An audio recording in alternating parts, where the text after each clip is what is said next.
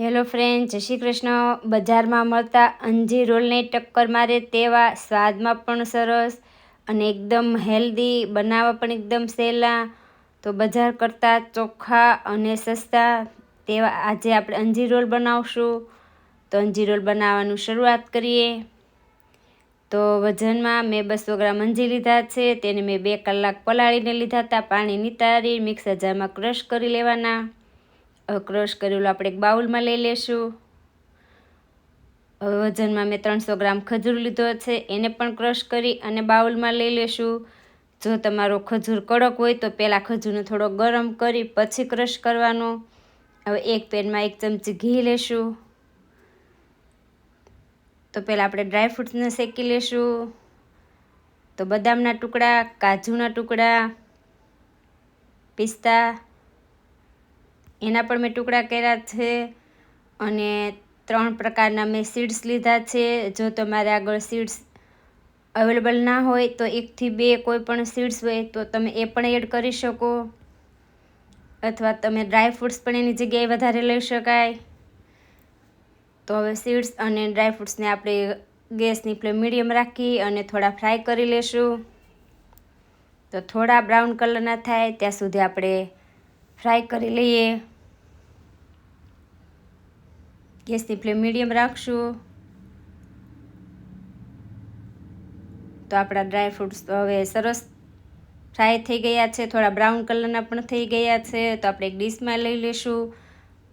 Fry કરેલાનો સ્વાદ બહુ જ ફાઇન આવશે અંજીર રોલમાં, અને સીડ્સ પણ સરસ બધા શેકાઈ જશે। પાછું 1 ચમચી ઘી લેશું, ક્રશ કરેલું અંજીર એડ કરી અને ગેસની ફ્લેમ મીડિયમ રાખી અને આ અંજીરને આપણે શેકી લેશું। જે પાણીમાં પલાળ્યા હતા એટલે પાણીનો ભાગ હોય તે બધો જ શેકાવા દેવાનો। તો ગેસની ફ્લેમ મીડિયમ રાખી અને 3 મિનિટ માટે શેકી લેવાનું। 3 મિનિટ જેવું થઈ જાય એટલે ક્રશ કરેલું ખજૂર એડ કરશું। બંનેને બરાબર મિક્સ કરી અને 3 થી 4 મિનિટ માટે શેકાવા દેવાનું। આ બંનેને કુલ આપણે 6 થી 7 મિનિટ ગેસની ફ્લેમ મીડિયમ રાખી અને શેકી લેવાનું।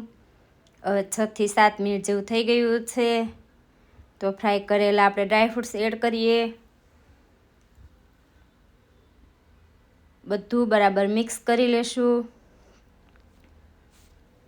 એક વાતનું ખાસ ધ્યાન રાખવાનું કે અંજીરને સરસ શેકી લેવાનું, એટલે લાંબો સમય રોલ સારા રહેશે। તો બધું જ બરાબર મિક્સ કરી અને આપણે આ મિશ્રણ એક ડીશમાં લઈ લઈએ। બરાબર મિક્સ કરી અને આ મિશ્રણ આપણે 10 મિનિટ માટે ઠંડુ થવા દેશું।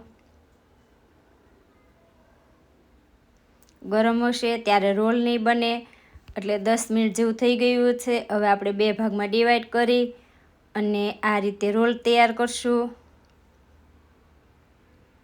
તો આટલા મિશ્રણમાંથી મેં આ રીતે 2 રોલ તૈયાર કર્યા છે। તો એક રોલમાં આપણે ખસખસ લગાડશું, તો નીચે આ રીતે ખસખસ એડ કરી અને આ રીતે રોલ ફેરવશું હાથેથી, એટલે રોલ સરસ ખસખસવાળા થઈ જશે। એક રોલમાં આપણે પિસ્તાની કતરણ એડ કરશું। તો આ રીતે મેં એક પિસ્તાવાળો અને એક ખસખસવાળો બંને રોલ બનાવીને તૈયાર કર્યા છે। હવે આ બંને રોલને આપણે 5 કલાક સેટ થવા દેશું। જેમ રોલ ઠંડા થશે એમ એકદમ સરસ કટ કરવા ફાવશે। તો આ રોલને મેં ઠંડા થવા દીધા છે, 5 થી 6 કલાક થઈ ગયા છે। હવે આપણે કટ કરીને જોઈએ।